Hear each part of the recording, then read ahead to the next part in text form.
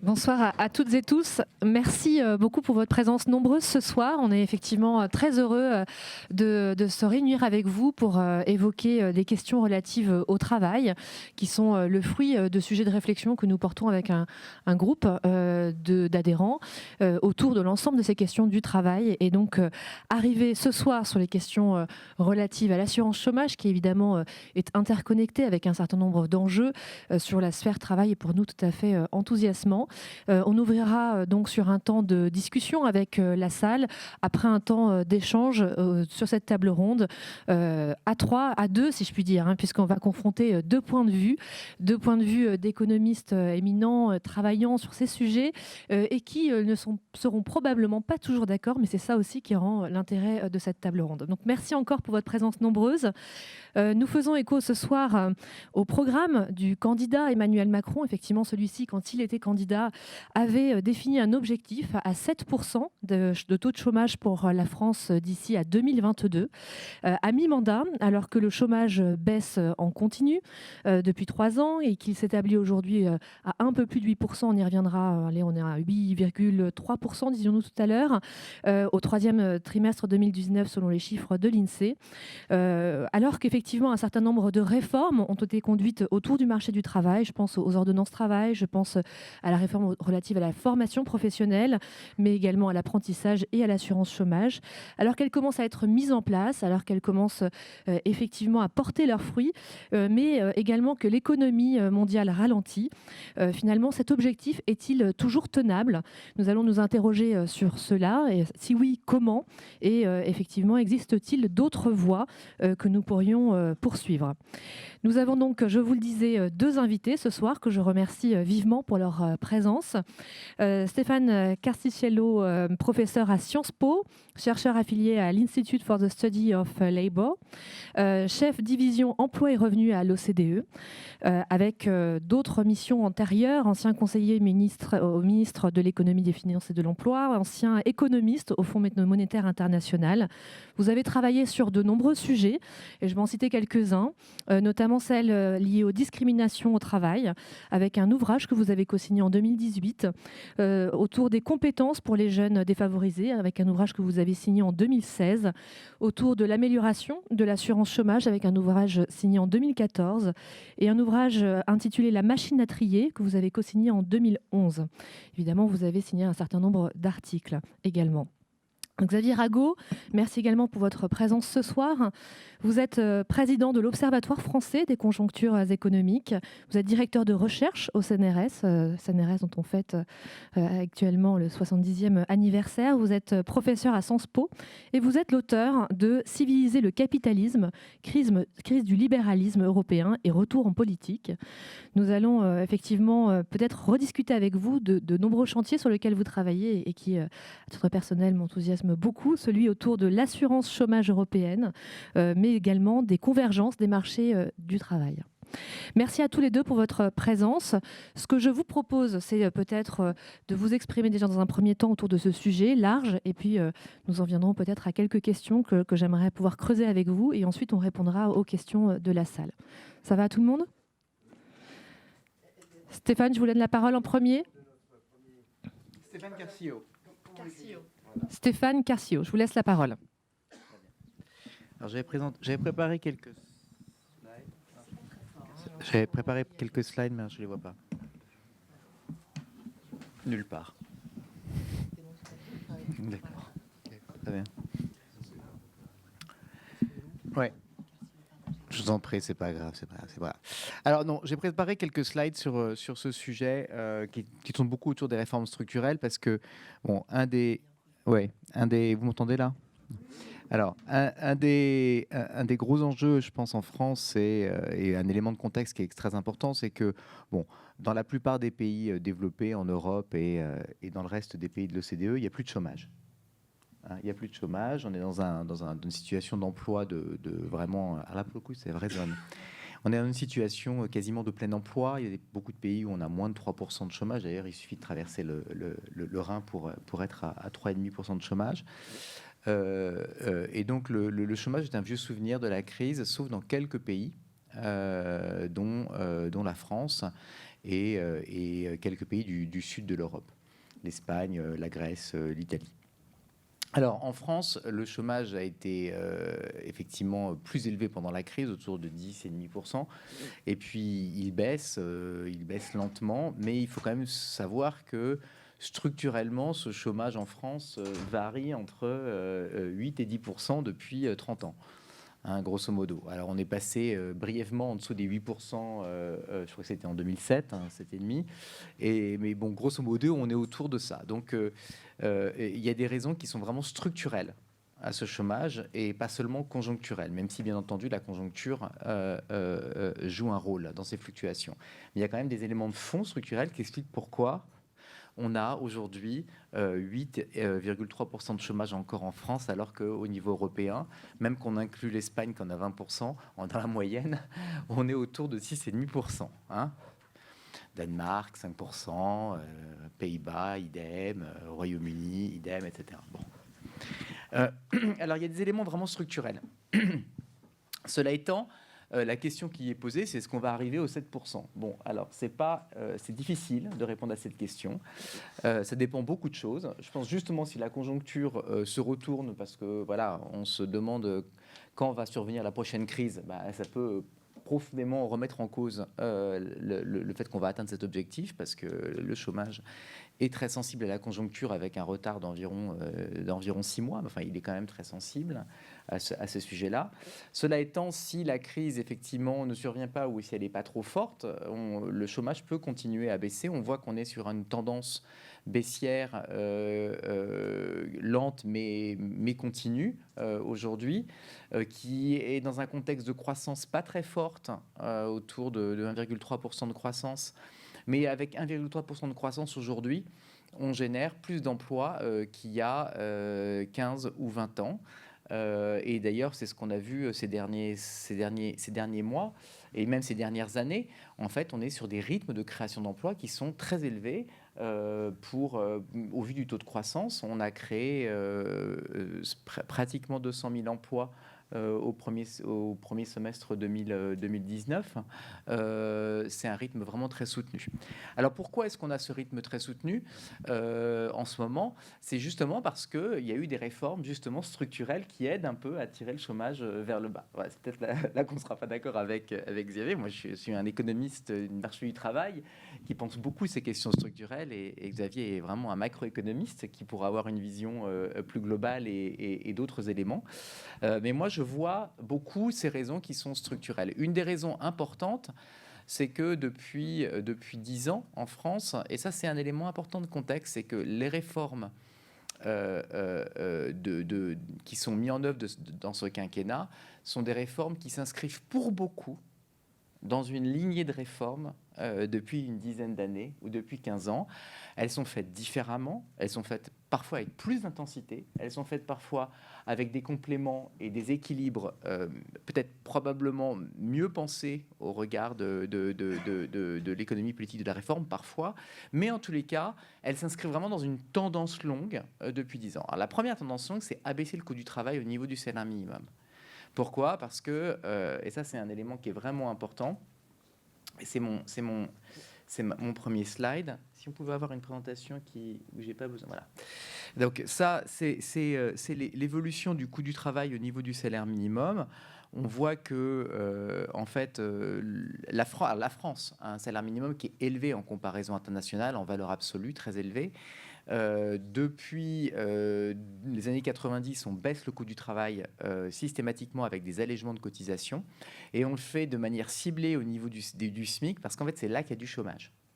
Et donc, si on baisse les cotisations là où il n'y a pas de chômage, ça ne fait pas baisser le chômage, ça fait monter les salaires, ce qui est très bien, mais on n'a pas forcément envie de le faire avec de l'argent public. On le fait avec de la productivité, les salaires. Donc, en revanche, là où il y a du chômage, si on baisse les cotisations, le coût du travail, là, on peut avoir un effet fort. C'est une stratégie qui a été renforcée avec le CICE, qui a été d'ailleurs mis en œuvre avec les premiers allègements qui s'appelaient les allègements Fillon. Donc, vous voyez, ça remonte. Ça a été renforcé avec le CICE mis en place en 2016, je crois, 15 ou 16.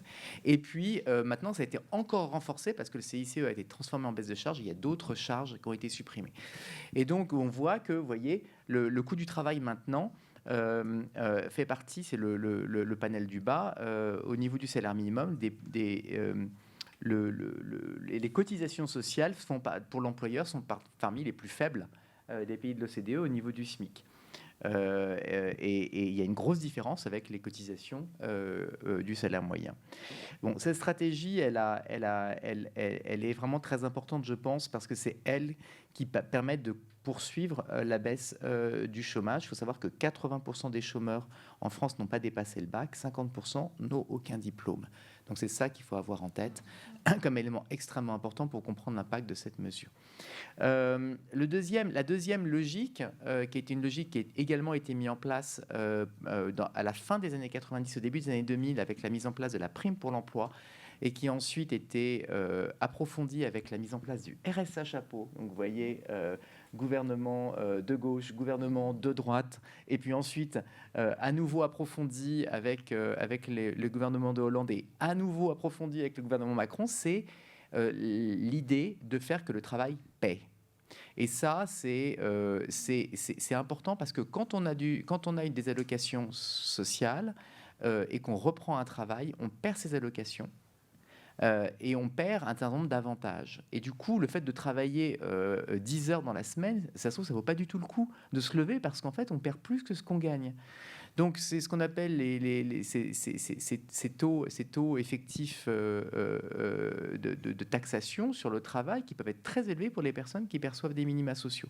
Et donc, du coup, il y a eu effectivement une stratégie extrêmement importante de revalorisation du travail au niveau du salaire minimum grâce à ces primes pour l'emploi qui maintenant s'appellent le RSA chapeau et qui maintenant s'appelle la prime d'activité, qui a un peu consolidé tous les dispositifs qui existaient et qui a été renforcé par Emmanuel Macron là en décembre 2018 très fortement au niveau du SMIC. Et on voit maintenant qu'en fait, grâce à cette stratégie, les revenus du travail au niveau du salaire minimum font partie des plus élevés des pays de l'OCDE en France, parce qu'on a la conjonction d'un salaire minimum élevé, mais aussi d'aides qui renforcent le pouvoir d'achat au niveau du SMIC.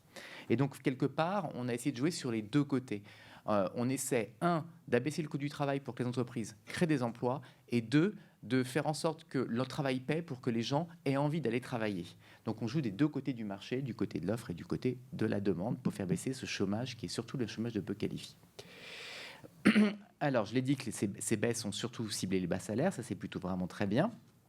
Et puis en parallèle, il y a eu un approfondissement des réformes qui ont commencé avec la loi El Khomri et d'ailleurs qui ont commencé aussi avec, sous Nicolas Sarkozy avec un certain nombre de réformes comme par exemple la rupture conventionnelle.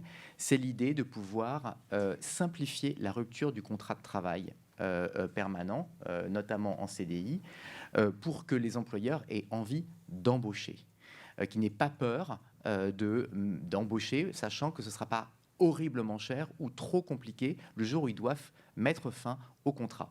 Et donc la rupture conventionnelle est une première stratégie. De manière évidente, elle concerne que des situations où l'employeur et le salarié sont d'accord pour mettre fin au contrat.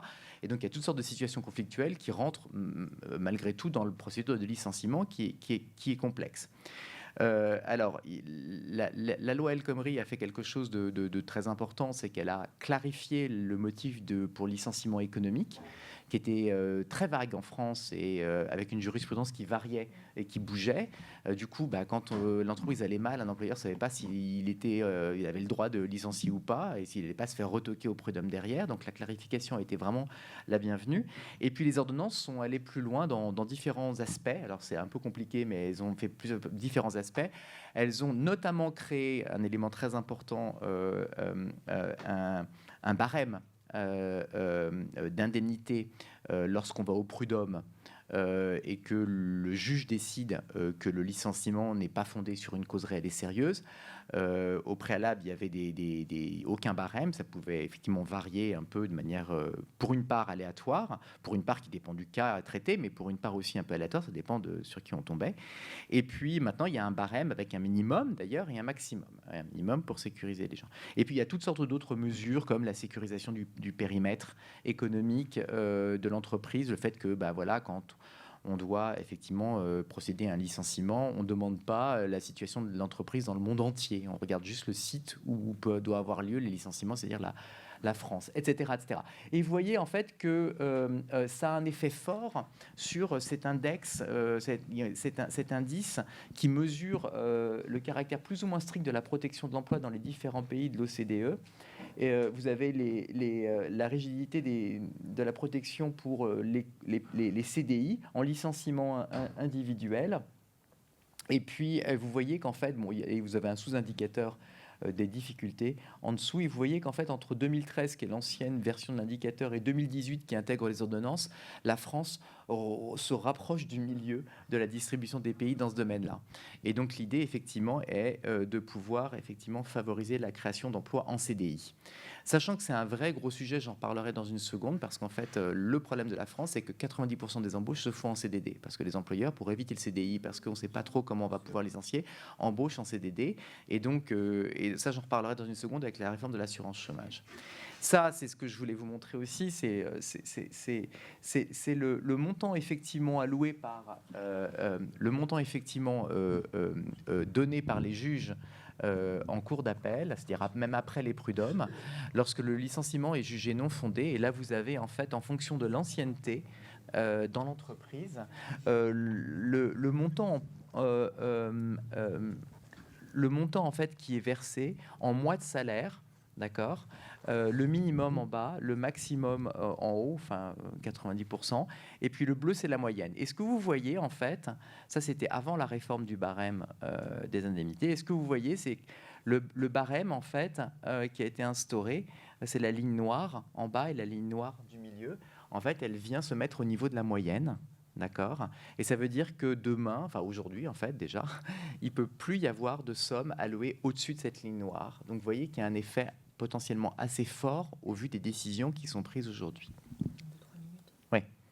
Alors, la réforme de la formation professionnelle, c'est super important aussi, et ça, c'était un enjeu, c'était la poursuite aussi des réformes qui ont été faites. Mais alors là, pour le coup, la réforme est beaucoup plus importante que les précédentes réformes parce qu'elle a complètement revu le circuit de financement de la formation professionnelle en mettant dans les mains de l'usager un certain nombre de sommes, notamment celle du droit individuel à la formation, et lui permettent de les utiliser sans avoir à passer par un intermédiaire. Et donc la situation consiste à finalement essayer de créer une sorte de marché de la formation dans lequel les formations sont certifiées et dans lesquelles les individus ont dans la main la capacité à saisir la formation. C'est un peu une révolution. Et c'est très important parce que vous voyez qu'en fait, en France, il y a un pourcentage très élevé d'adultes qui ont un score assez mauvais en compétences de base, littératie, numératie en comparaison internationale. Il y a beaucoup de gens qui en fait n'ont pas fait d'études encore. Les générations les plus les plus anciennes, les gens qui sont nés dans les années 40 et 50, en fait, n'ont pas le même niveau d'éducation. Et effectivement, par rapport à notamment des résolutions de problèmes sur Internet ou avec l'ordinateur, ça peut poser des problèmes. Et donc la formation est un gros enjeu pour s'adapter aux métiers de demain. Et le dernier aspect qui est très important, c'est la réforme de l'assurance chômage, qui était une réforme extrêmement ambitieuse également, parce qu'en fait, le système de l'assurance chômage en France avait une caractéristique avant la réforme, c'est qu'il indemnisait très vite, très tôt, avec la capacité de recharger les droits quasiment indéfiniment en alternant travail et emploi. Il faut savoir que un allocataire sur deux, au cours de son épisode de chômage, cumule allocation, chômage et travail en même temps, tout en restant inscrit. Il y a une situation où il y a un demandeur d'emploi sur 5 qui perçoit des allocations mensuelles supérieures à son ancien salaire mensuel. C'est des situations un peu assez absurdes et il y a la capacité de renouveler en permanence la durée maximale de l'assurance en travaillant un petit peu chaque mois ou en travaillant un mois sur 2. Et donc ça a généré un système de permittence qui a beaucoup facilité aussi et beaucoup boosté l'offre de CDD et d'emplois précaires. Parce qu'évidemment, quand on sait que l'assurance chômage reprend le relais derrière, c'est beaucoup plus facile pour un employeur d'offrir un contrat de 1 mois ou de 15 jours, parce qu'il sait que derrière, il va y avoir l'assurance chômage et les gens l'acceptent.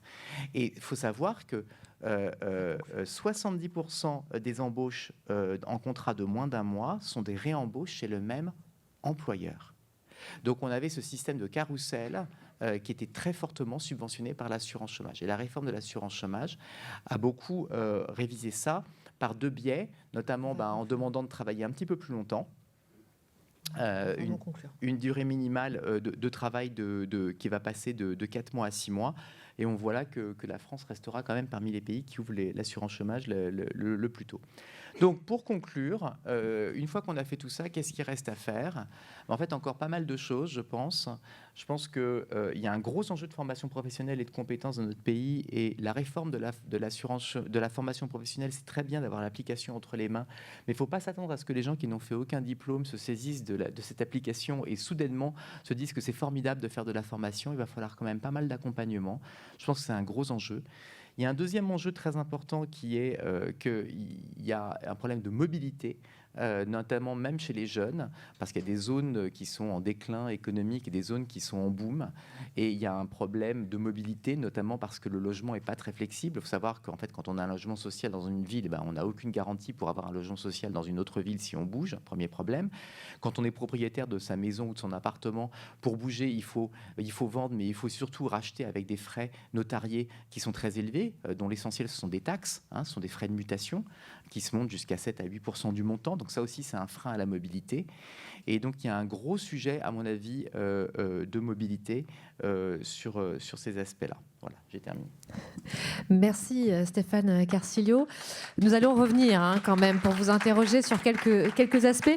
Xavier Rago, alors cet objectif des 7% de taux de chômage en France présenté par le président de la République lors de cette campagne présidentielle, est-ce possible, est-ce tenable ?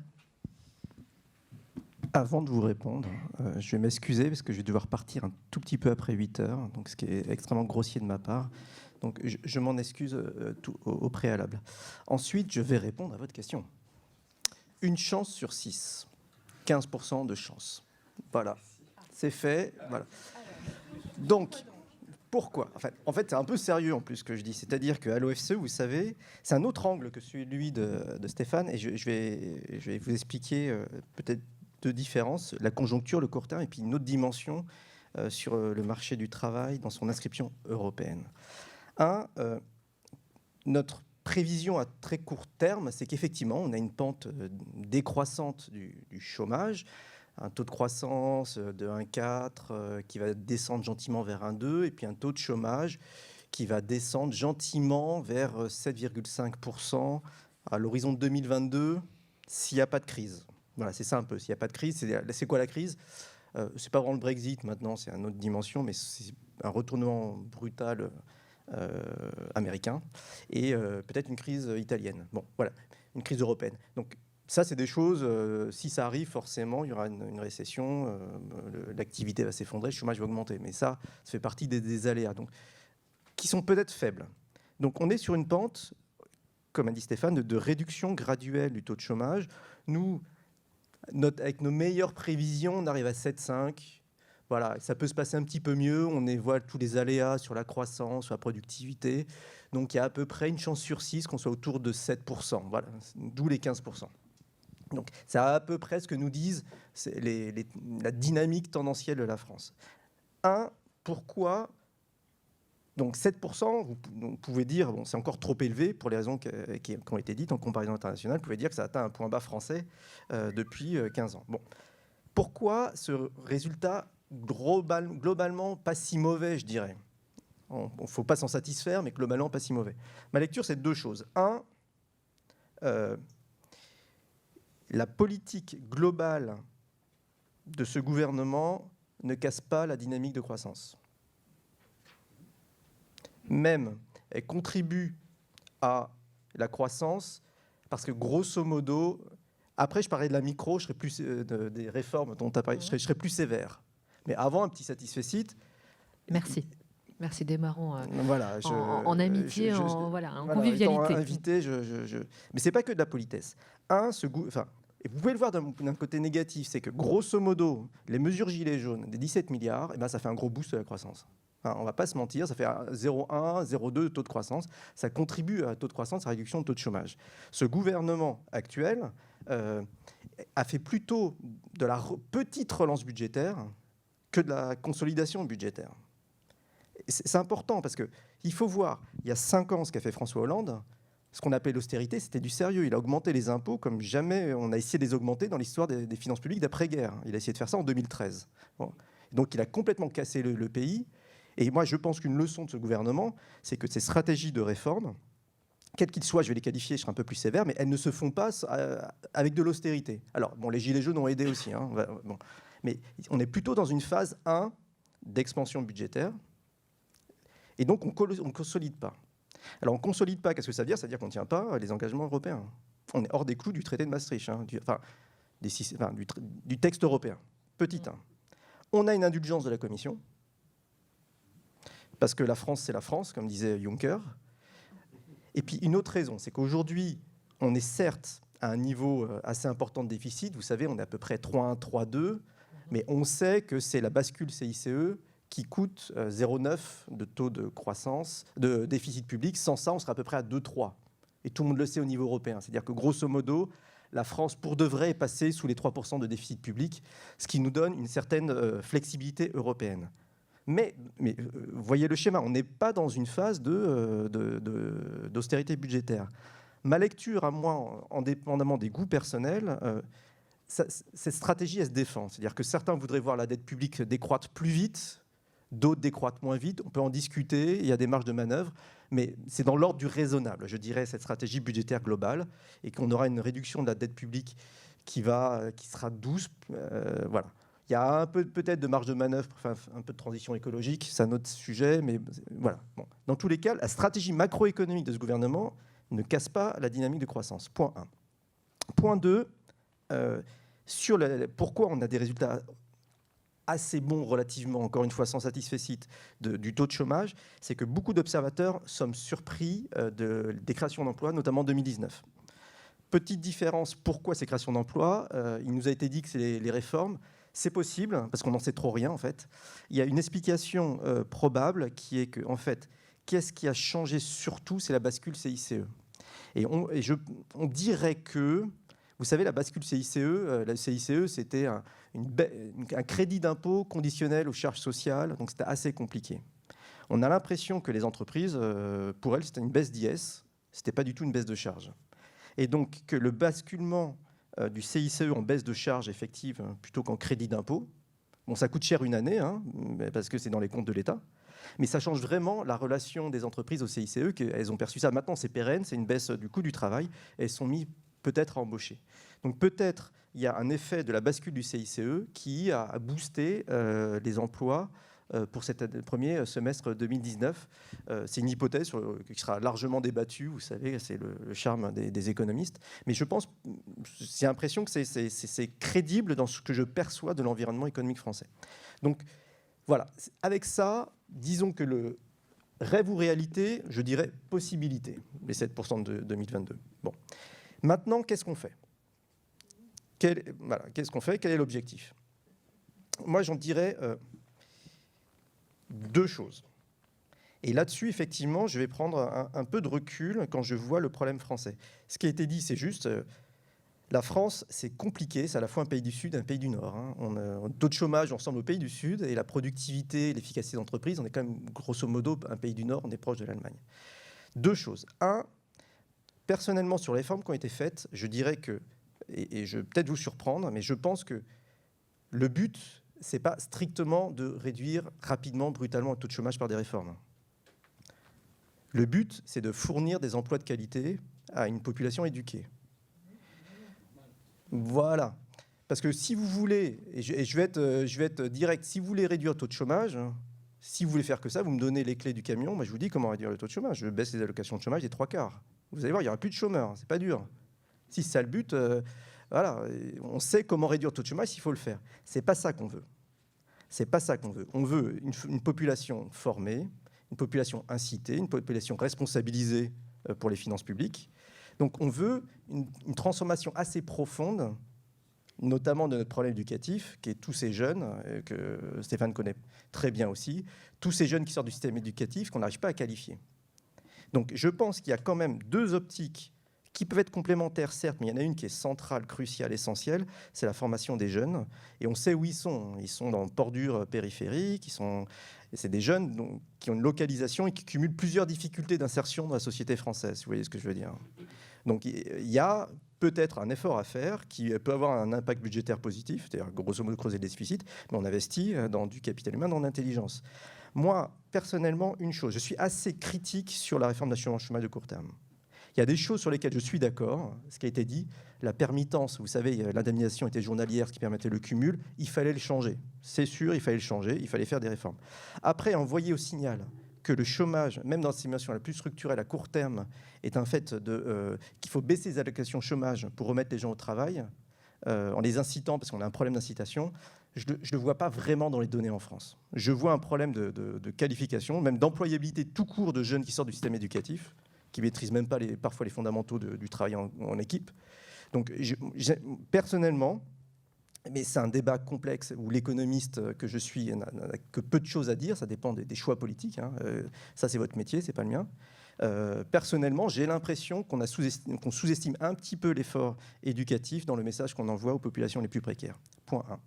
Mon point 2, pour ne pas être trop long, donc sur les économies de 3 milliards, 3 fois 1 milliard d'assurance chômage, pour moi, ce n'était pas le moment de le faire.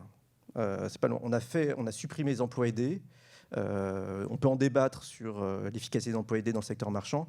Donc on a quand même plutôt envoyé des signaux à court terme d'une difficulté d'employabilité des jeunes, enfin des gens non qualifiés du fait de la suppression de l'emploi aidé. C'est peut-être pas le moment en même temps de renforcer, de faire des économies sur l'allocation chômage. Point. Même si je reconnais encore une fois qu'il y avait des réformes à faire comme celle de la permittence. Point. Point 2. Ma lecture, quand je prends, donc là c'était un peu conjoncture, court terme, réforme, et maintenant je vais prendre un autre aspect, je vais vous parler de l'Europe. Et c'était un point de vue qu'on avait avec certaines tensions avec des amis économistes, sur notamment le CICE. Je pense qu'on a un problème de coût du travail en France, par rapport aux pays européens. Je le dirais différemment, parce que ce que je pense au fond, c'est qu'on a un problème majeur avec le coût du travail allemand. Et en fait, si vous vous comparez à l'Allemagne, je vous pose une question tout à l'heure. Oui. N'oubliez pas qu'il y a eu le plan Marshall et que tout le monde, au détour de la guerre, n'a pas été au même niveau. On viendra aux questions après, monsieur, si vous voulez bien. Et que le SMIC, n'oubliez pas que les Allemands n'était pas celui-là. Il a été mis, parce que pour X, monsieur qui était à l'OCDE le sait très bien, il y a quelques années, il a été mis à un certain taux. Le SMIC allemand était à 400 € ou pas? Non, c'était les mini-jobs, ils n'avaient pas de SMIC. Alors, pas de SMIC. Non, mais je vais vous donner. Non, mais je suis d'accord. Moi, je suis d'accord en général avec les arguments justes. Et ceux-là, ils sont justes. Mais je vais être plus précis. Je vais être plus précis. C'est un peu en décalé, mais pour moi, on ne peut pas penser l'évolution du marché du travail français sans ce sujet-là. Par exemple, il y a une instance qui s'est créée en France, qui s'appelle le Conseil national de la productivité, qui discute de ces sujets-là au niveau européen. Ce que font un excellent institut d'analyse économique qui s'appelle l'OFCE, mais que fait d'autres instituts tout aussi bons qui s'appellent le FMI, l'OCDE. On calcule les évolutions des coûts du travail entre les pays européens. On sait que depuis, grosso modo, 1995, et la réforme des marchés du travail, qui était l'inversion des normes en 1995, ce qu'on appelle la loi Hartz 0, quand Hartz était le DRH de Volkswagen, on sait qu'il y a une modération salariale fondamentale en Allemagne qui a duré jusqu'à peu près 2010-12. Voilà. Et que l'Allemagne est sous-évaluée d'à peu près 15 à 20% au niveau européen dans le calcul des taux de change internes.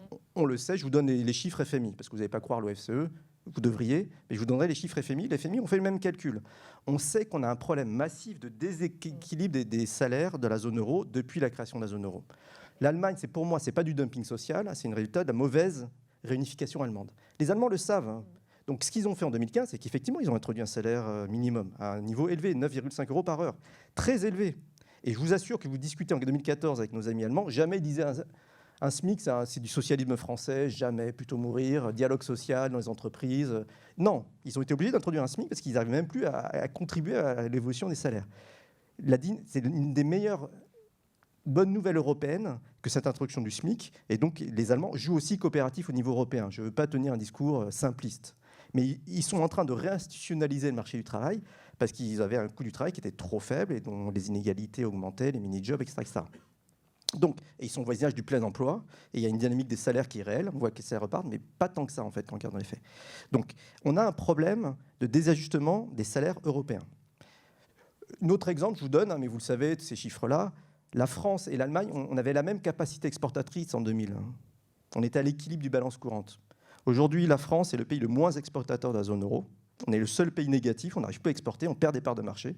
Face à l'Espagne, face à l'Italie, et le pays le plus exportateur du monde, devant la Chine, c'est l'Allemagne, notre voisin d'à côté. Vous ne pouvez pas expliquer une telle divergence que j'ai jamais vue dans l'histoire d'après-guerre, en 10 ans, en 15 ans. Cette divergence, elle est incroyable. Vraiment, elle est incroyable. On a le pays le plus exportateur, pas par tête, en volume total. L'Allemagne exporte plus que la Chine en volume. Ils sont 1,2 milliard, ils sont 80 millions. On a un petit souci, alors qu'on a même industrie. Ils ont de la chimie, on a de l'automobile, on a des machines-outils. Donc on a un problème de tension sur les appareils productifs du fait de cette divergence des marchés du travail, divergence des taux d'inflation, et à la fin, divergence des capacités d'innovation de technologie. Donc il faudra refaire converger ces marchés du travail. Ça va nous prendre une génération. Donc vous voyez, je vous ai parlé du très court terme, la gestion de la conjoncture. Là, je vous parle d'une génération pour faire converger le marché du travail européen. Donc il faudra avoir une structure du marché du travail qui évitera une dérive inflationniste de nos salaires par rapport à l'Allemagne. Et en attendant que l'Allemagne fasse augmenter ses salaires et entraîne une dynamique avec elle des pays du Sud. Donc la gestion de cette transition va être très complexe parce que ça va générer des tas de tensions sociales. Donc il nous faudra des outils pour avoir une répartition équitable de l'effort, ce que j'appelle le moment churchillien. On va tous souffrir, mais la répartition des efforts sera juste, dans ce rajustement des salaires européens. Donc ce qu'il nous faut, c'est gérer le court terme et gérer cette insertion française en Europe. Sinon, on va continuer peut-être à avoir des emplois, mais quoi, dans la restauration, dans l'hôtellerie, pour les touristes du monde entier, pour faire une métaphore welbeckienne, et on va perdre notre tissu productif, notre capacité d'exportateur. Voilà. Donc, cette gestion du court terme et du long terme dans la réforme du marché du travail qui passera par deux choses. Un, une gestion saine du court terme, ça j'ai reconnu. Et puis deux, par un effort éducatif, parce que cette insertion, elle passera par la montée en gamme de toute cette jeunesse pleine de dynamisme, mais qui sort aujourd'hui du système éducatif sans aucune formation parfois, et qui après, on les retrouve dans d'autres formes d'expression sociale. Permettez-moi d'enchaîner avec une question qui s'adresse à tous les deux, mais on va essayer de réduire un peu le temps de réponse de manière à ce qu'on puisse ensuite passer la parole à la salle. Alors que l'inflation finalement et la croissance sont faibles, et vous l'avez effectivement rappelé, que nous avons effectivement cette règle du déficit sous les 3%, celle-ci est-elle toujours souhaitable ? Finalement, est-ce qu'elle est tenable ? Est-ce que des choix d'investissement devraient au contraire être effectués pour poursuivre cette baisse du chômage ? Et en articulation avec les questions européennes, avons-nous finalement des orientations à pouvoir co-construire avec les restes des pays États membres, puisque nous sommes sur une compétence sociale, donc des compétences relatives à chaque État membre, mais est-ce que nous avons une feuille de route finalement à pouvoir co-construire avec le reste de l'Europe pour pouvoir encore une fois, accélérer ce processus de réduction du taux de chômage avec un effet évidemment à l'échelle française pour notre part. Je vous interroge vraiment tous les deux sur cette question et on viendra sur une question plus relative aux jeunes ensuite et notamment aux discriminations parce que je voudrais aussi qu'on revienne sur ces questions-là. Oui, enfin c'est un sujet que je connais effectivement un peu moins bien, mais je pense qu'il y a des dépenses d'investissement qui sont extrêmement importantes, notamment en matière de logement et d'éducation. Si je devais choisir deux domaines dans lesquels on a vraiment des besoins forts, ce sont ces domaines-là. Vous avez vu les résultats de PISA qui sont sortis aujourd'hui à nouveau sur la France. Voilà, la France est comme toujours dans la moyenne, et comme toujours le pays dans lequel l'origine sociale explique le plus les résultats, avec d'énormes écarts entre les jeunes issus des milieux favorisés et les jeunes issus des milieux défavorisés. Et donc là, il y a un gros effort à faire en matière d'éducation. Ça passe par des infrastructures, ça passe aussi par des moyens supplémentaires dans les écoles, notamment à l'école primaire.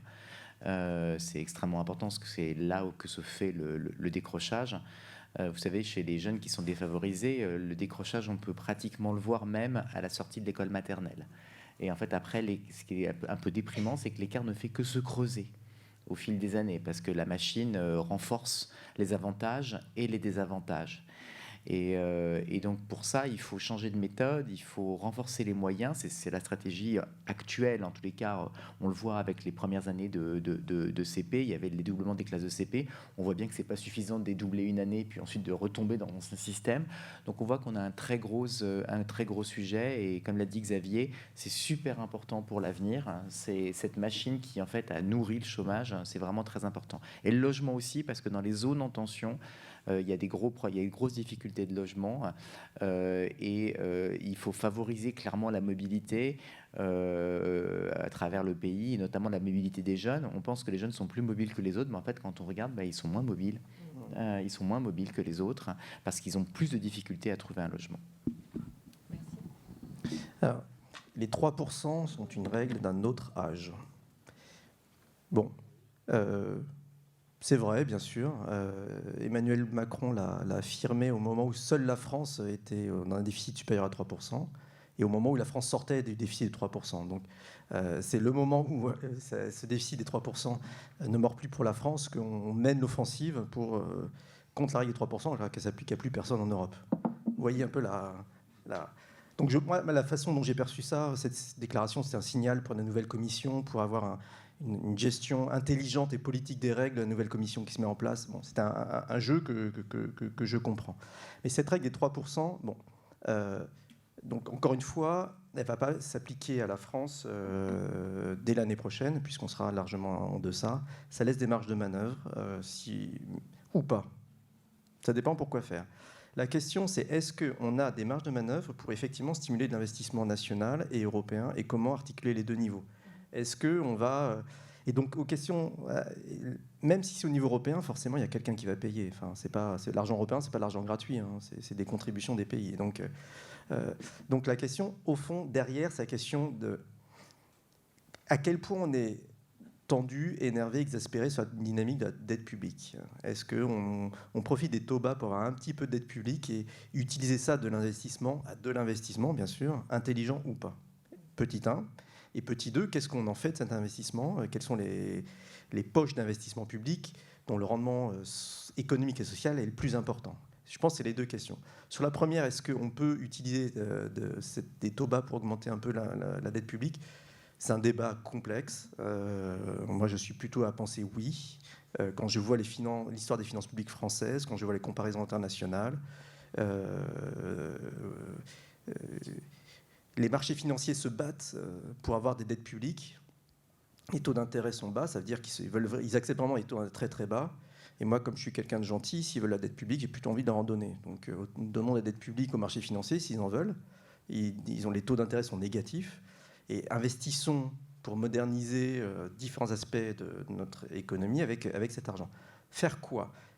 Je pense que ce qui a été dit est juste. Il y a deux grandes poches d'investissement qui justifient de reporter le coût aux générations futures. C'est ça dont on parle. Il y a bien sûr l'éducation. Les dédoublements de classe, pour moi, c'est des mesures les plus positives. Il y a des mesures négatives qui ont été prises depuis quelques temps, mais celle-ci, c'est une des plus positives. On peut aller plus loin en vraiment pensant un plan banlieue avec des dimensions formation de la jeunesse, des jeunes non qualifiés, petit 1. Et puis petit 2, il y a bien sûr la transition écologique. Donc le coût, on peut estimer le coût entre 4 et 7 milliards déjà. La rénovation thermique des bâtiments, bien sûr, c'est le sujet principal, qui sont le transport et le bâtiment, et la rénovation thermique des bâtiments publics déjà, pour commencer, pour que l'État montre ça fait quelques milliards. Bon, entre 4 et 7, c'est pas énorme, hein, c'est absorbable. Hein. Un point de PIB, c'est 23 milliards, donc vous voyez, on est à 0,2 point de PIB. Mais on peut envoyer des signaux de l'investissement de la France et d'une mobilisation pour la transition énergétique avec ces éléments-là. Bien sûr, une fois que j'ai dit ça, en coordination européenne, il faut un plan coordonner pour envoyer un signal de coordination et le penser intelligemment, ces plans. C'est-à-dire que quand on fait un plan de rénovation thermique, il faut penser bien sûr à un plan de formation des ouvriers du bâtiment qui seront formés pour satisfaire la demande. Pas comme les plans qu'on a fait sur le photovoltaïque ou l'éolien, on a tout importé de Chine parce qu'on ne savait plus produire. Donc il y a une question un peu de cohérence après de l'investissement, de la formation des filières pour pouvoir satisfaire la demande qu'on a et pas tout importer de ce qu'on veut faire, produire pour la rénovation thermique. Mais pour moi, il y a évidemment des poches. Ça ne veut pas dire qu'il ne faut pas faire des efforts pour une bonne gestion de l'argent public dans différents éléments, mais là, c'est un moment où on peut utiliser le levier européen, utiliser les taux d'intérêt super bas pour investir en France, et notamment sur la question climatique. Merci. Permettez-moi une dernière question avant de passer la parole au public. On a parlé à plusieurs reprises du taux de chômage des jeunes. Il est extrêmement fort en France, autour de 19% de taux de chômage chez les jeunes, alors qu'en Allemagne, chez notre voisin allemand, nous avons effectivement un taux de chômage autour de 7,8%. Ça s'explique probablement par la question éducative que vous avez évoquée, la question aussi de l'éducation à l'emploi et donc de comment est-ce que j'arrive dans l'emploi, mais peut-être aussi autour des questions liées aux discriminations. Et finalement, est-ce que nous n'avons pas à réfléchir sur l'accessibilité des emplois à certaines catégories ou peut-être sur la question de l'orientation, du choix des options, de l'aide aux devoirs, des choses qu'on n'a encore pas évoquées mais qui sont évidemment extrêmement importantes, mais aussi du choix des écoles et de leur sélection. Est-ce que vous avez chacun pu réfléchir à ces sujets et quel est votre avis là-dessus ? Alors, sur le sujet du chômage des jeunes, il y a des facteurs qui sont assez multiples en France. Le principal, je crois, c'est vraiment le fait qu'il y ait un taux d'échec extrêmement important encore. Beaucoup trop de jeunes ne vont pas jusqu'au bac et sortent de l'école sans aucun diplôme. Et ça, c'est vraiment un sujet extrêmement important. En Allemagne, vous avez mentionné l'Allemagne. Une des grosses caractéristiques, c'est que les jeunes sont très vite orientés vers des filières qui sont professionnalisantes, avec un système d'apprentissage qui est 3 fois plus important en fait que chez nous. En termes de vraiment toute proportion gardée, il y a 3 fois plus de jeunes qui sont en apprentissage que chez nous, et l'apprentissage est une voie qui est extrêmement professionnalisante. Alors, ça ne veut pas dire que le système allemand, c'est un système plus juste que le nôtre, parce qu'en fait, il est assez inégalitaire aussi. C'est-à-dire que ceux qui vont en apprentissage sont en général de milieux plus défavorisés que les autres. Mais la différence avec nous, c'est qu'à la sortie de leur formation, ils ont un job. Alors que chez nous, à la sortie de l'école, ils n'en ont pas. Donc ça fait quand même une grosse différence après en matière d'insertion sur le marché du travail.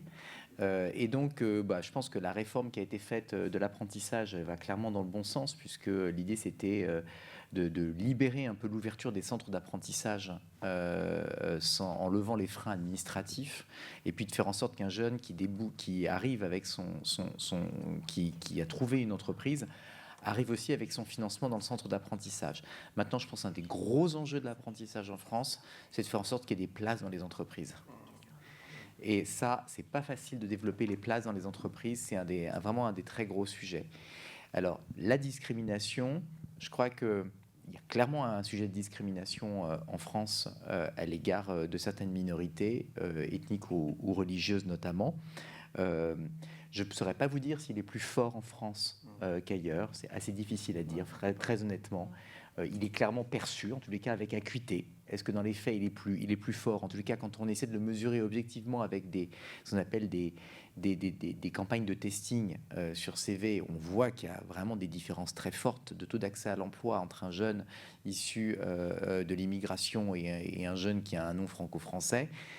Clairement, ils n'ont pas la même chance d'obtenir un rendez-vous pour un entretien, et les écarts sont très forts. Donc la lutte contre la discrimination, elle est extrêmement importante.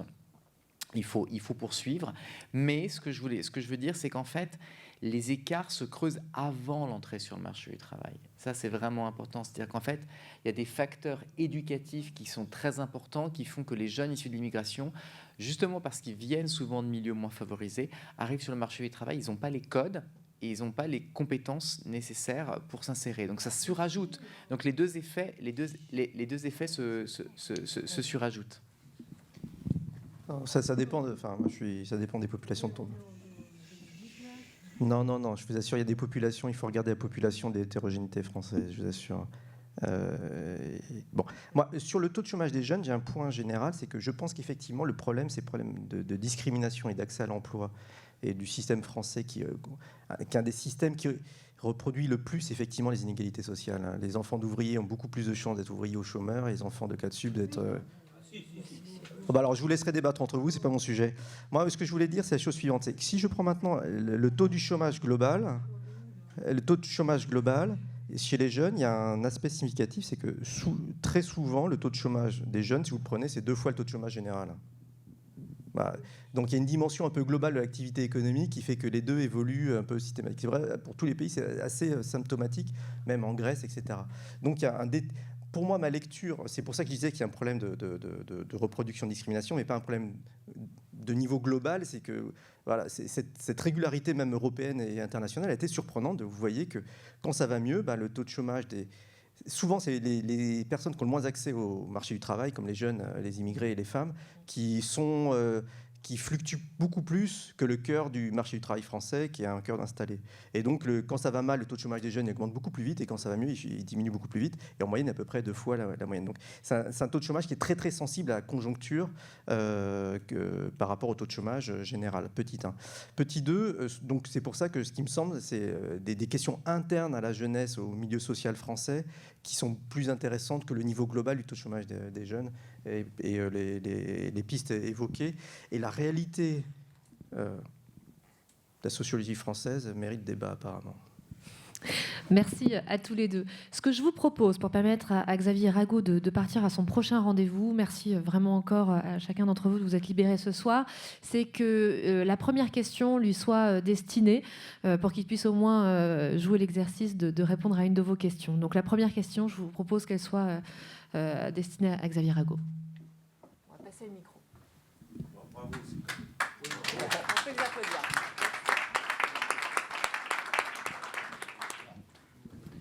Je voulais vous dire, c'est très simple. Rêve ou réalité, il faut savoir 2 choses. On n'est plus avec Thomas...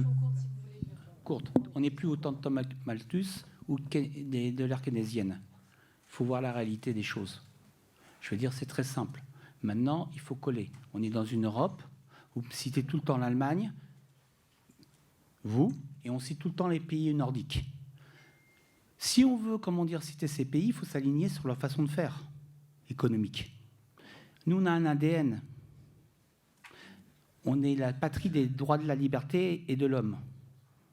Vous savez très bien qu'on avait des avances au niveau social. Vous êtes d'accord? À tous les niveaux, on avait la meilleure protection. La question, c'est très simple. Va-t-on encore laisser des multinationales venir en France, style ouvert, prendre les royalties françaises et se casser. Et s'en aller, pardon, excusez-moi. Parce que c'est ça, vous me parlez du chômage des jeunes, je suis d'accord. Mais on a permis à des sociétés européennes de venir, de toucher des ouverts, vous connaissez le problème. Elle est partie et il n'y a pas eu de suite. Ils n'ont pas remboursé. Hein. C'est facile de dire faut embaucher les jeunes. Pour embaucher les jeunes, il faut que tout le monde joue le jeu. On peut prendre peut-être une deuxième question comme ça, Xavier. On aura plusieurs questions en même temps. Ah, mais c'est... Tout à fait. La parole est libre. Bonjour. Oui, vous avez parlé de taux de chômage des jeunes. Je vois ici beaucoup de têtes argent. Vous ne parlez pas du tout de taux de chômage des seniors. Moi, ça fait 30 ans que je suis en France, allemande, malheureusement. Pour vous. Mais je vois la différence. Je vois la différence entre l'Allemagne et la France depuis 30 ans. L'apprentissage, depuis 30 ans, on me dit la même chose. Oui, mais pourquoi on ne fait pas pareil comme eux? Ça fait 30 ans qu'on le dit. On ne le fait pas, je ne sais pas pourquoi. Et pour les seniors, c'est la même chose. En France, il y a une fenêtre d'ouverture de travail entre 25, 28 ans, 45 ans, et après, c'est fini. Et alors qu'en Allemagne, c'est pareil. Il y a aussi une comparaison, je crois. Il y a uniquement la moitié des seniors qui sont au chômage par rapport à la France. Donc, et le gros problème aujourd'hui aussi autour de la retraite d'ailleurs, on ne fait pas assez pour les seniors aussi, je pense.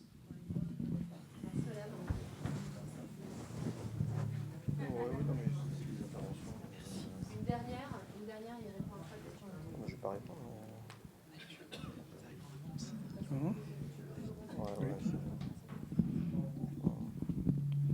Bien, bon.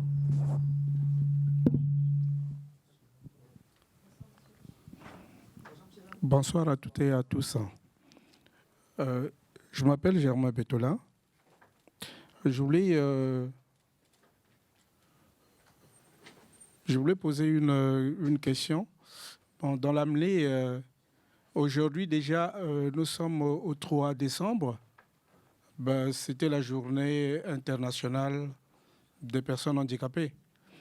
Bon, donc voilà pourquoi je voulais partir aussi dans ce sens. Mais il y a aussi des personnes qui, dans le milieu d'handicap, il y a des personnes en situation de handicap qui peuvent travailler, qui peuvent exercer, mais cependant qui ne trouvent pas des possibilités d'exercer. Et le taux de chômage est aussi élevé, je pense dans les 8, hein, dans les 8%. Oui. Et ensuite, moi je pense que s'agissant concernant plutôt le taux de chômage des jeunes dans le milieu jeune, je posais la question de savoir n'est-il pas possible de lever les freins à la mobilité pour que justement, pour faciliter l'insertion professionnelle et puis de ces jeunes. Bon, c'est une question. Comment est-ce qu'on peut faire? Et puis, après avoir fait les choix des investissements, ne serait-il pas possible aussi de voir les autres pays de l'espace Schengen, de l'UE, comment est-ce qu'ils évoluent, comment est-ce qu'ils travaillent? Et puis, en fait, c'est dans l'esprit de doper l'économie, plutôt le marché du travail français. Ben, je vous remercie. Alors, rapidement sur... bon, je parle pas des multinationales, hein, parce que c'est beaucoup plus compliqué que ça. On a acheté Tiffany, si vous avez vu. Hein. Vous voyez ce que je veux dire, hein. Le bilan net en termes d'emploi et de valeur et de richesse, même au niveau français strict de cette ouverture internationale, du rôle des multinationales est ambivalent. On a quand même des multinationales qui ont des activités dans d'autres pays. Voilà. Donc le bilan net, j'ai l'impression que c'est quand même un bilan où chacun se développe sur certains avantages, que le luxe soit plus géré par des entreprises françaises. Et bon, voilà. Donc moi, je suis un peu moins critique sur la mobilité et le rôle des multinationales. Il faut qu'elles payent de l'impôt, et on sait ce que ça veut dire, mais ce n'est pas le sujet vraiment de la mobilité des multinationales en tant que telles. Je ne les mettrai pas responsables de notre évolution de taux de chômage. Je pense qu'il y a des choses un peu plus importantes, dont celles qu'on a parlé, parce que ça concerne aussi des entreprises françaises qui n'arrivent pas à embaucher. Après, sur l'exercice de la comparaison France-Allemagne, c'est une spécialité française. Je ne sais pas si c'est pareil en Allemagne, mais nous, on a une passion, et l'Allemagne, c'est plein de choses. C'est le marché du travail, c'est la cogestion, c'est des syndicats importants dans les négociations paritaires, c'est une structure de Länder fédéral. Bon, c'est plein de choses différentes et à chaque fois, on prend un bout de l'Allemagne pour comparer avec la France, bien sûr ce que j'ai fait moi aussi. Hein, mais on sent bien ça doit nous motiver pour notre réflexion, mais il y a des idiosyncrasies françaises, des spécificités françaises, voilà, qui fait qu'on n'en pourra jamais importer un modèle allemand. Il faut vraiment améliorer notre modèle dans une direction qui soit socialement acceptable. Et donc, pour l'emploi des seniors en particulier, il faut reconnaître qu'il y a des politiques qui ont été faites récemment pour augmenter le taux d'emploi des seniors, qui était particulièrement faible. Et on voit le taux d'emploi des seniors augmenter. Donc, c'est vrai qu'il était faible, mais on voit qu'il augmente. Et on voit même avant la réforme des retraites qui était là, on avait mis en place des bonus-malus qui ont augmenté le taux d'emploi des seniors. On a mis fin au système des pré-retraites. Disons que dans le système avant, il y avait effectivement, on a essayé de gérer le taux de chômage en incitant les seniors à sortir du marché du travail.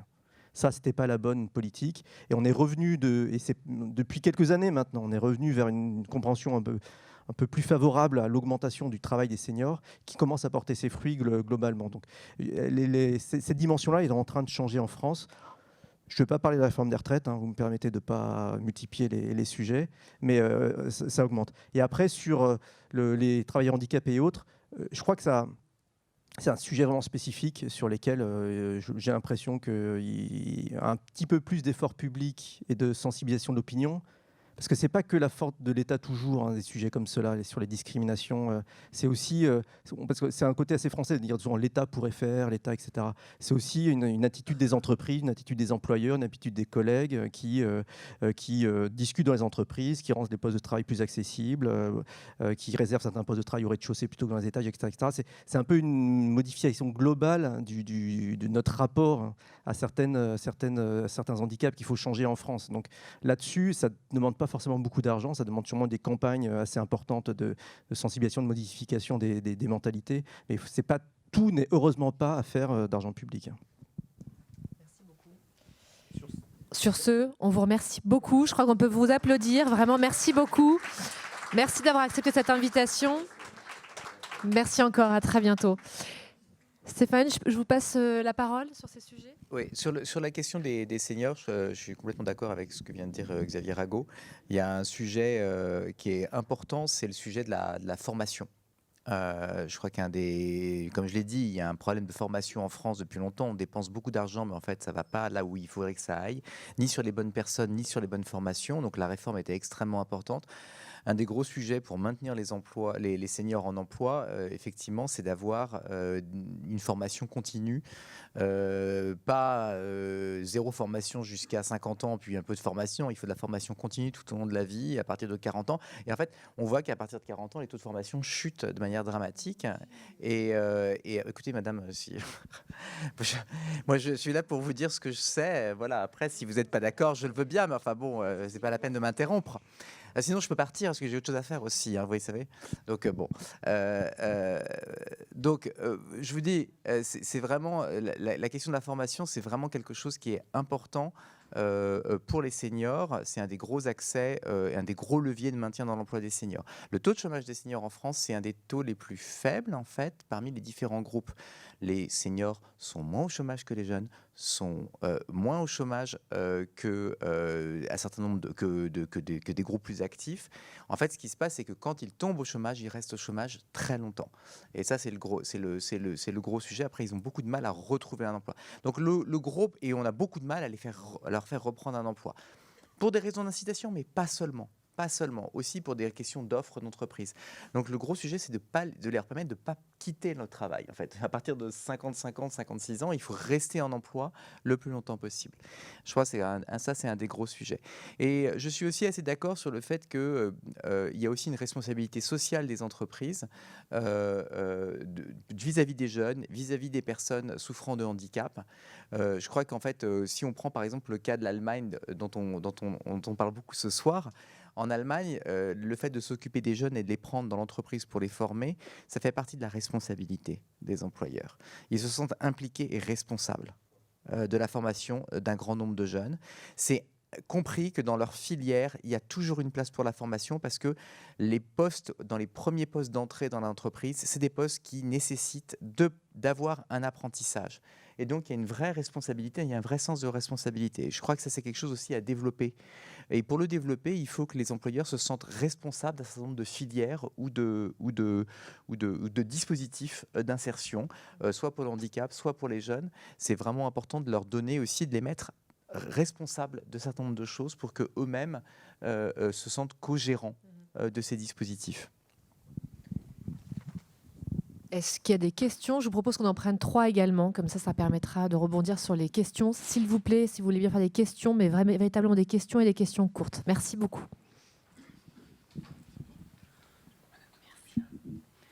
Vous évoquiez la formation et l'éducation et du coup en passage par l'apprentissage. Aujourd'hui, plusieurs étudiants dans leur parcours ont besoin d'arriver dans des grandes villes sur lesquelles on retrouve des freins comme le logement, le coût du logement, le coût des transports, etc. Aujourd'hui, pour un étudiant en apprentissage, quelles réponses l'État ou même les entreprises elles peuvent proposer pour aider les étudiants en apprentissage à accéder à ces diplômes et à ces formations dans les grandes villes et à pas casser la tirelire ou faire des emprunts qui devront rembourser pendant des années sur le marché de l'emploi. Vous avez brièvement évoqué dernièrement les aspects culturels et je voudrais que vous approfondissiez. Il y a un gros frein culturel vers certains emplois qui sont pourtant qualifiés comme plombier, électricien dans le bâtiment, etc. Et en fait, on parle de mesures macroéconomiques, mais on parle peu de ces mesures de revalorisation de certains métiers. Voilà.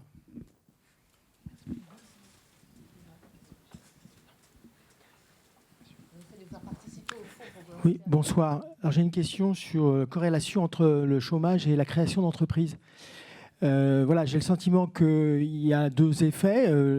Par exemple, la rupture conventionnelle, c'est un sas un peu pour la création, mais de l'autre côté, il y a eu quand même 600 000 créations d'entreprises. Est-ce que ce n'est pas une bonne ponction sur alternative au chômage, et notamment dans les publics que vous citiez tout à l'heure?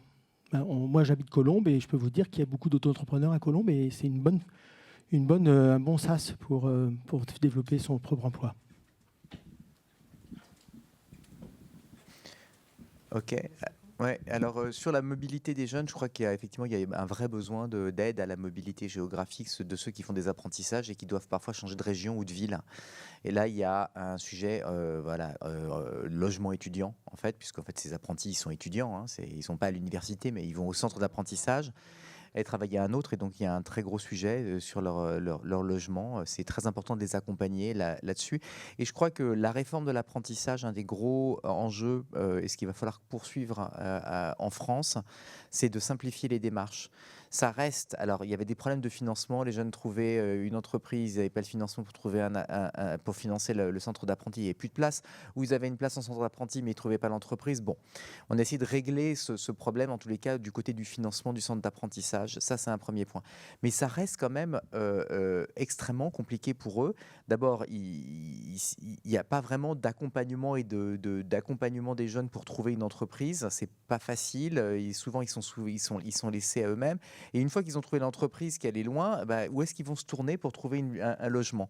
Je pense qu'il y a un sujet, il faut qu'il y ait un service vraiment qui soit dédié, par exemple un service à Pôle emploi, qui soit dédié pour ces jeunes, pour les aider, à la fois pour trouver un employeur quand ils ont une formation, une place d'apprentissage, mais aussi pour trouver un logement et dans lequel on intègre ces services sociaux avec le service de l'emploi. Il faut savoir que dans un certain nombre de pays, les services sociaux et les services de l'emploi, ils sont main dans la main, ils sont au même endroit. C'est le cas par exemple en Norvège. Pourquoi? Parce que quand on ne sait pas où aller, que voilà, on arrive au service public de l'emploi, souvent on n'a pas que des barrières de formation, on peut avoir des barrières de logement, des barrières de garde d'enfants, des barrières de santé. Et du coup, les services sociaux, quand ils sont avec le service de l'emploi, ils sont beaucoup plus efficaces pour ces personnes-là. Ça marche très très bien, par exemple, en Norvège. Et on peut très bien imaginer des services intégrés comme ça, notamment pour les jeunes. Je suis tout à fait d'accord. Les missions locales, à mon avis, elles sont pas suffisamment, en tous les cas, elles sont pas suffisamment intégrées. Elles ont des dispositifs qui sont spécifiques sur des jeunes extrêmement éloignés de l'emploi, mais je suis pas sûr qu'elles soient totalement suffisamment intégrées. Et en plus, elles sont assez hétérogènes sur le territoire. Et puis certaines utilisent des associations, d'autres n'utilisent pas d'associations. Donc il n'y a pas un véritable service public très intégré là-dessus. En tous les cas, les jeunes se plaignent de savoir que c'est quand même un peu extrêmement compliqué pour trouver des solutions, à tel point que d'ailleurs que les associations font un travail formidable. Elles essaient de les aider, ça dépend de la région où on est, mais elles essaient de les aider pour contacter les uns et les autres et faire ce chemin du combattant pour retrouver. Et ça, il y a un gros sujet de simplification. L'entrepreneuriat, c'est aussi une bonne solution pour les jeunes, je suis tout à fait d'accord. Le gros enjeu, c'est qu'ils ne restent pas coincés dans l'entrepreneuriat ou dans l'auto-entrepreneuriat pendant plusieurs années ou pendant de trop longues années. Parce que les statuts de création d'entreprise, c'est bien, mais il y a beaucoup d'entreprises qui se cassent la figure après 3-4 ans. Et puis l'auto-entrepreneur, c'est formidable pour mettre le pied à l'étrier, mais ça ne génère pas de droit à la retraite. Comme vous savez, et c'est un peu un des gros sujets dans les années qui viennent, c'est si ces formes d'emploi et ces nouvelles formes d'emploi se développent, il faut aussi créer des droits sociaux qui vont avec. Parce que sinon, on va avoir un sujet dans 30 ou 40 ans de gens qui n'auront pas des carrières complètes parce qu'ils ne trouvaient pas de job, qu'ils ont créé leur propre petit job parce que c'était plus simple avec l'entrepreneuriat et en fait, ils n'ont pas de droit à la retraite. C'est en plus de ne pas avoir droit à l'assurance chômage non plus, ni de droit à la formation. Donc, c'est un peu un sujet important. C'est vrai que c'est le pied à l'étrier pour beaucoup de jeunes et c'est très bien, mais il faut aussi qu'il y ait un avenir avec ces emplois-là. Et voilà. À la culture. Non, c'était quoi? Frein culturel à quoi? Ah oui. Ah oui, alors ça c'est effectivement, c'est aussi lié, c'est très lié à l'école aussi, parce que l'école est le premier lieu d'orientation des jeunes. Et si à l'école, et alors le problème c'est effectivement aujourd'hui le système d'orientation fait que tout est orienté à partir du système général d'éducation, et si à l'école on valorise pas ces filières, en fait les jeunes considèrent que c'est une voie de garage en fait. Donc ça aussi c'est quelque chose je pense à réformer pour que effectivement on arrive à revaloriser ces filières très jeunes. Parce qu'en fait, c'est des filières qui sont importantes pour le développement durable, pour le renouvellement, enfin voilà, pour l'investissement, pour la rénovation énergétique des bâtiments, enfin tout ça. Enfin, c'est des métiers qui sont très techniques maintenant, et qui sont extrêmement importants et qui sont en plus des métiers qui sont aujourd'hui fortement rémunérateurs, en tous les cas nettement plus rémunérateurs que dans des secteurs, par exemple, de l'hôtellerie-restauration. Parce qu'ils sont techniques, il y a des compétences qui sont très fortes et qui prennent plusieurs années à acquérir. Stéphane Cartier, est-ce qu'on prend une dernière question? Voilà, on se prend vraiment de dernières questions, les deux dernières questions. Et je suis désolée, mais on va devoir conclure parce qu'il a un autre rendez-vous également derrière. Et on vous remercie, mais on aura un temps d'échange entre nous. Sachez qu'il y a un groupe de travail à l'AREM qui réfléchit également à l'ensemble de ces enjeux, notamment sur ces nouvelles formes de protection sociale. Deux dernières questions, s'il vous plaît. Rapidement, si vous voulez bien. Je vais être rapide. Stéphane Dassé, co-animateur du comité de la Selle Saint-Cloud. Je souhaiterais revenir quelques instants sur l'emploi des seniors. Est-ce que notre mouvement ne pourrait pas s'engager dans une réflexion volontariste sur ce sujet, trouver des pistes, par exemple, je pense à la baisse d'une partie des charges sociales sur les emplois occupés par des seniors. Et je vous rappelle que le syndrome des seniors dans notre pays, ça commence à partir de 45 ans, grosso modo. Je vous rappelle aussi à ce sujet que la Cour des comptes a publié un rapport au mois d'octobre dernier dans lequel il apparaît que les seniors, même si aujourd'hui ils sont un petit peu moins au chômage, il y a quand même eu une multiplication par 3 du taux de chômage des seniors depuis 2008. C'est quelque chose de relativement énorme. Donc, une politique incitative au travers d'une baisse des charges, d'un encouragement au tutorat, par exemple, peut-être un encouragement aussi au temps partiel. Tout ça, ça pourrait être des pistes intéressantes à explorer et sur lesquelles notre mouvement pourrait être original. Et voilà. Merci. Merci pour cette question. Une dernière question. Je suis désolée, on va faire quelques frustrés, mais ça permettra... Bonsoir, Philippe Tran, je suis étudiant, j'ai 23 ans, je viens de D'aulnay-sous-Bois. Donc j'ai beaucoup été touché par votre discours, notamment sur les jeunes. Et je voulais avoir votre avis, notamment sur le niveau des concours pour les grandes écoles. L'efficacité, par exemple, d'enlever certaines matières, de peut-être baisser le niveau à l'entrée de concours, notamment à Sciences Po. Il me semble qu'on a enlevé l'épreuve de culture générale. Effectivement, quand on vient de banlieue, par exemple, mes parents parlent très peu français. On accumule beaucoup de retard. J'ai commencé à lire à partir de lire les livres obligatoires à partir de 16-17 ans, prépa de banlieue, beaucoup de travail. Alors c'est peut-être plus facile dans les matières, on va dire, scientifiques, type maths, physique, où il y a un peu moins de background que dans les matières littéraires, type dissertation. Est-ce que baisser le niveau des concours est vraiment efficace pour l'entrée des jeunes au travail, au risque d'avoir un niveau général qui baisse dans les grandes écoles? Alors, deux sujets, jeunes, seniors. Je vais répondre à ces questions. Alors, sur les seniors, en fait, je pense que c'est effectivement un sujet important et il y a eu pas mal de choses qui ont déjà été testées dans ce domaine en France à l'occasion de la réforme des seniors, de la réforme des retraites de 2008, je crois, de mémoire. Le coût du travail, c'est clair que c'est un sujet. Et le problème, c'est que ça coûte extrêmement cher parce qu'il y a beaucoup de seniors qui sont en emploi, donc il faut le cibler.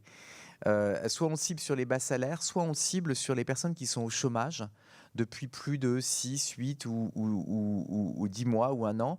Et là, on peut imaginer qu'effectivement, la reprise d'un emploi après une période de chômage pour un senior, c'est fortement subventionné avec une baisse de charges pour l'employeur. Ça, par exemple, on pourrait effectivement l'imaginer. C'est un petit peu plus ciblé sur des publics qui ont une difficulté forte à reprendre un emploi. Et ça coûte effectivement un peu moins cher, parce que sinon, ça peut prendre effectivement des proportions en termes de milliards qui sont très, très importantes, parce que la population est vraiment en emploi, qui est très importante. Elle est plus importante que celle qui est au chômage. Sur les jeunes et le niveau des diplômes, effectivement, la promotion de la diversité dans l'accès aux filières sélectives, je crois que c'est un vrai gros sujet.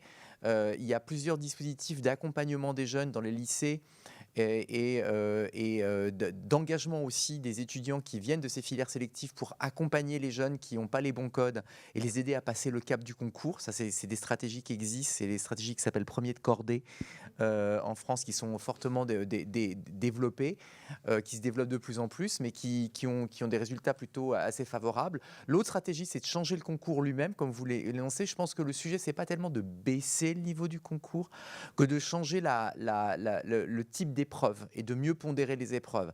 Il y aura toujours des épreuves de connaissances et qui nécessitent d'avoir un certain bon niveau, mais il faut aussi les pondérer par des épreuves qui permettent de savoir quel est le projet du candidat, qui il est, et qui sont des compétences qui sont non cognitives et qui permettent aussi d'intégrer de la diversité et des projets un peu diversifiés dans les profils recrutés, pas uniquement des jeunes qui sont des machines à résoudre des problèmes et à recracher des connaissances et à avoir d'extrêmement grosses capacités de travail parce qu'ils les ont acquises depuis tout petit et qu'ils ont les bons codes en plus à l'école, mais aussi des jeunes qui ont des projets qui sont originaux, et qui peuvent montrer leur originalité en dehors des matières purement académiques. Et ça, c'est des stratégies qui sont en train d'être mises en place dans certaines écoles qui, à mon avis, sont intéressantes. Voilà, merci. Stéphane Carcillo, merci. On vous remercie véritablement pour votre disponibilité ce soir. N'hésitez pas à nous faire parvenir un certain nombre de questions. Nous sommes encore une fois un groupe de réflexion pour l'AREM sur les questions relatives au travail. On se fera évidemment un plaisir de vous répondre si vous avez d'autres propositions d'axes de travail pour le mouvement. Merci à tous, très bonne soirée.